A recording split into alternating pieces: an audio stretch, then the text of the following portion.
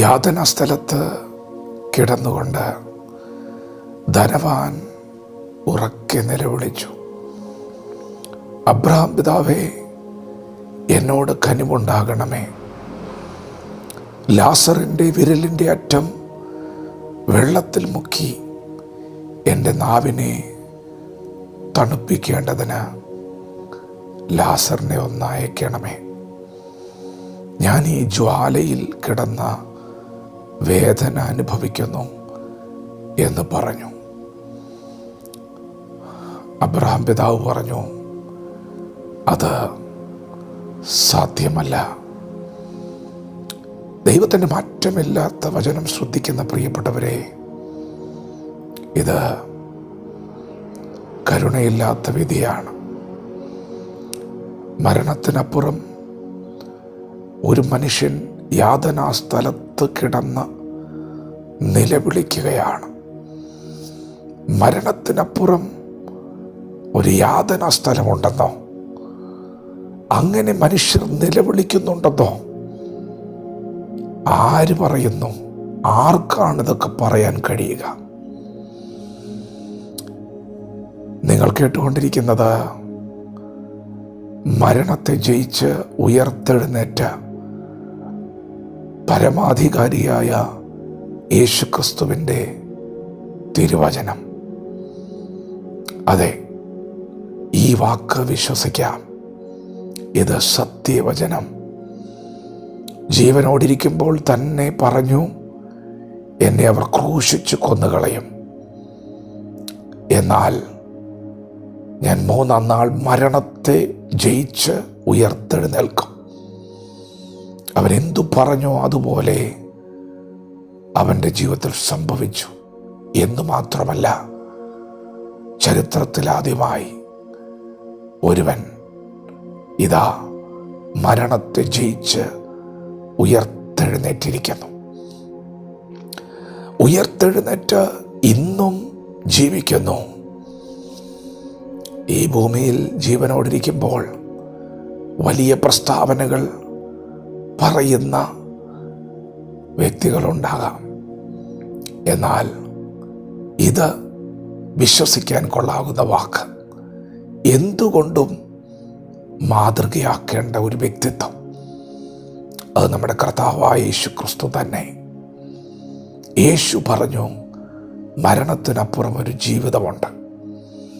ആ ജീവിതം എവിടെ ആയിരിക്കണമെന്ന് തീരുമാനിക്കാനുള്ള സ്വാതന്ത്ര്യം നമുക്ക് ഓരോരുത്തർക്കുമുണ്ട്.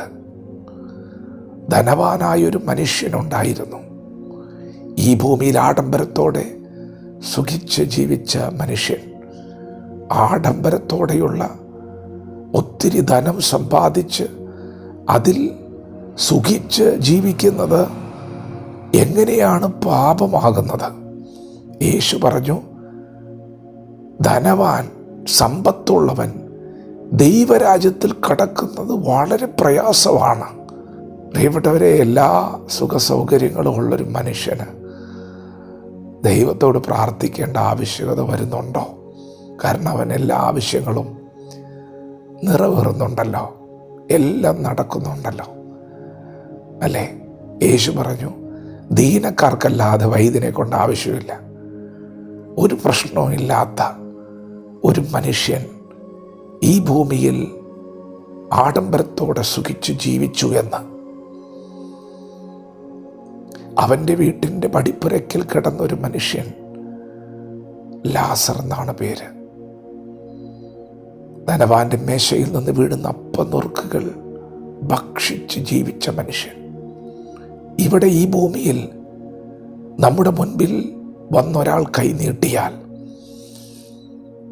നാം അവരോട് മനസ്സലിഞ്ഞ് എന്തെങ്കിലും നന്മ കൊടുത്തു വിടില്ലേ? അതെ, വിടും. ഇവിടെ അങ്ങനെയുണ്ട്. ഇവിടെ നമുക്ക് കരുണയുണ്ട്. ലാസറിനും അങ്ങനെ കരുണ ലഭിച്ചു. ധനവാന്റെ മേശയിലെ അപ്പനുറുക്കുകൾ ലഭിച്ചു. പ്രിയപ്പെട്ടവരെ, കരുണയില്ലാത്ത വിധി നടക്കുന്നത് മരണത്തിന് ശേഷമാണ്. ഒരിറ്റു വെള്ളം പോലും കൊടുത്തില്ല. ഈ ആയുസ്സിൽ നാം ദൈവത്തെ അന്വേഷിച്ച് കണ്ടെത്തിയാൽ, ദൈവത്തെ പരമാർത്ഥതയോടെ സേവിച്ചാൽ സ്വർഗത്തിൽ നമുക്കൊരു വിശ്രമമുണ്ടാകും. ആർക്കും എടുത്തു മാറ്റാൻ കഴിയാത്തൊരു സന്തോഷം. എന്നാൽ ഇവിടെ ദൈവത്തെ തള്ളിപ്പറഞ്ഞാൽ കരുണയില്ലാത്തൊരു വിധിയുണ്ടാകും. യാതന സ്ഥലത്ത് തീയിൽ കിടന്ന് പുളയുന്നവൻ പറയുന്നു, എനിക്കൊരിറ്റുവെള്ളം പോലും കിട്ടിയിട്ടില്ല.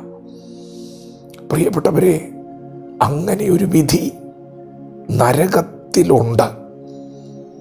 അങ്ങനെ ഒരു വിധിയിലേക്ക് കടക്കുന്നതിന് മുൻപ് ഈ ഭൂമിയിൽ ജീവിച്ചിരുന്ന ഒരുവന് കരുണയില്ലാത്ത വിധിയുണ്ടായി. അല്പം പോലും കരുണ കാണിക്കാതെ ഒരുവനെ ലോകം വിധിച്ചു.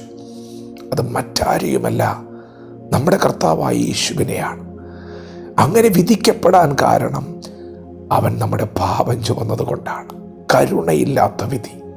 മൃഗീയമായി അവനെ അടിച്ചു, ക്രൂശിച്ചു, കൊന്നുകളഞ്ഞു. ആ കരുണയില്ലാത്ത വിധി എൻ്റെയും നിൻ്റെയും രക്ഷയ്ക്കു വേണ്ടി എന്നറിഞ്ഞ് യേശുവിനെ രക്ഷകനും കർത്താവുമായി സ്വീകരിച്ച് യേശുവിന് വേണ്ടി ജീവിതം സമർപ്പിച്ച് ദൈവത്തിൻ്റെ വചനം സ്വീകരിച്ച് യേശുവിനെ രക്ഷകനായി സ്വീകരിച്ച് വിശ്വസിച്ച് സ്നാനപ്പെട്ട് യേശുവിനോട് ചേർന്ന് വിശുദ്ധ ജീവിതം നയിച്ചാൽ സ്വർഗത്തിൽ നമുക്കൊരു വിശ്രമം ഉണ്ടാകും. അല്ലെങ്കിൽ കരുണയില്ലാത്ത ഒരു വിധിയിലേക്ക് നാം പ്രവേശിക്കും. വചനത്തോട് പ്രതികരിക്കാം. ദൈവം നമ്മെ അനുഗ്രഹിക്കുമാറാകട്ടെ. ആമേൻ.